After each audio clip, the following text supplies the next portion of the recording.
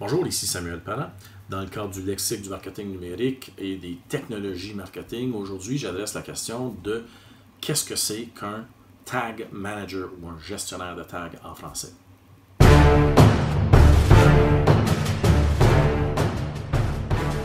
Donc aujourd'hui, on parle du gestionnaire de tag.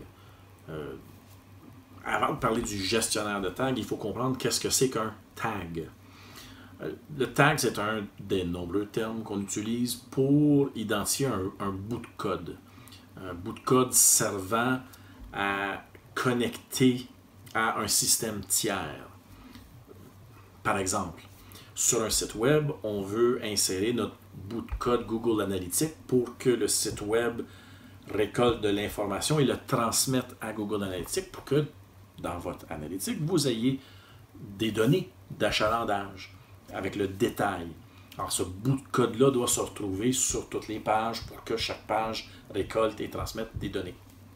Donc, ça, c'est le tag le plus universellement répandu.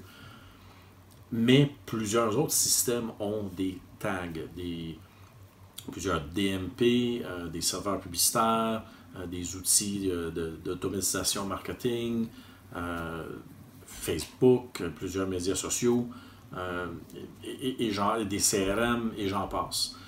Tous ces systèmes-là ont des tags qui permettent d'identifier lorsque quelqu'un arrive en quelque part, fait quelque chose, s'est comporté d'une certaine manière, etc.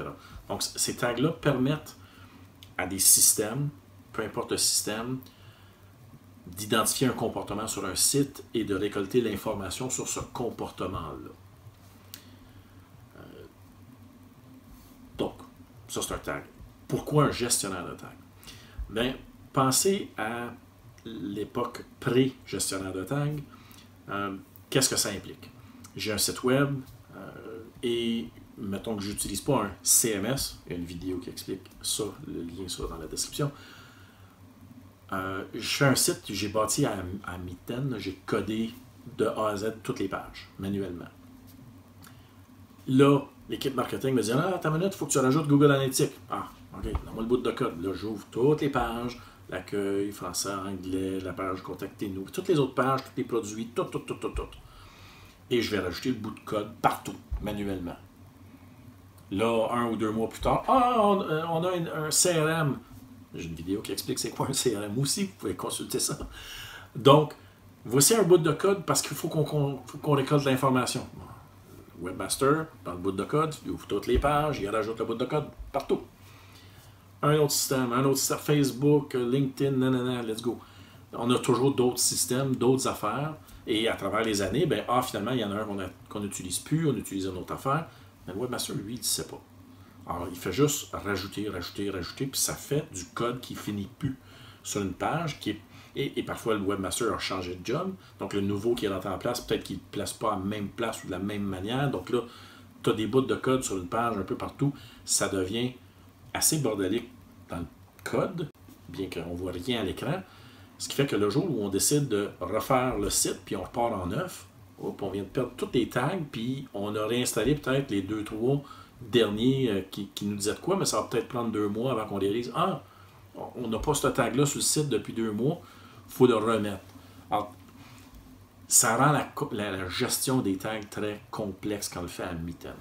Avec un CMS, c'est peut-être un peu plus facile parce que on va inclure le plugin Google Analytics, le plugin Salesforce, le plugin pour tous les systèmes Facebook et pour tous les autres systèmes qui, eux, vont se connecter, créer leur propre tag et s'intégrer sur le site. Mais ça fait quand même un paquet de systèmes. Quand on est pour jouer avec plusieurs tags distincts, il est maintenant recommandé, depuis quelques années quand même, d'utiliser un gestionnaire de tags. Le gestionnaire de tags, c'est essentiellement une technologie sur une plateforme cloud, en nuage. Lui a un bout de code qu'on met sur le site, mais on va prendre le temps, en l'installant, d'enlever tous les autres tags. On va enlever Google Analytics, on va enlever Facebook, on va enlever LinkedIn et tous les autres systèmes. On va mettre un seul tag. C'est un gabarit de tags. Alors, le gabarit, lui, appelle, par exemple, Google Tag Manager ou Adobe Tag Manager ou n'importe quel autre. Il y en a plusieurs. Et ces plateformes-là vont transmettre les tags à afficher sur les bonnes pages en fonction des règles, des recettes qui seront établies dans le gestionnaire de tags. L'équipe marketing peut gérer le gestionnaire de tags et le webmaster n'a pas à s'en occuper. Alors, l'équipe marketing peut dire, ah, on a un tag à mettre pour MailChimp. Ah, finalement, on n'utilise pas MailChimp, on va utiliser Constant Contact. Bon, on va enlever le tag, on fait juste le décocher, puis on coche l'autre. Upload, bang, c'est fait. Ça va se faire universellement sur l'ensemble du site, simplifiant de beaucoup le temps de gestion et la connaissance de quels sont les tags intégrés sur notre site web. Alors, j'espère que ça élucide un peu plus clairement ce qu'est un gestionnaire de tags, ça sert à quoi, et que vous y verrez une grande valeur si vous utilisez plus d'un tag sur votre site pour simplifier tout ça. Alors voilà, j'espère que c'est plus clair comme concept. S'il y a d'autres terminologies, concepts ou mots du marketing numérique qui vous posent des défis ou qui ne sont pas hyper clairs, n'hésitez pas à les laisser dans les commentaires ici-bas.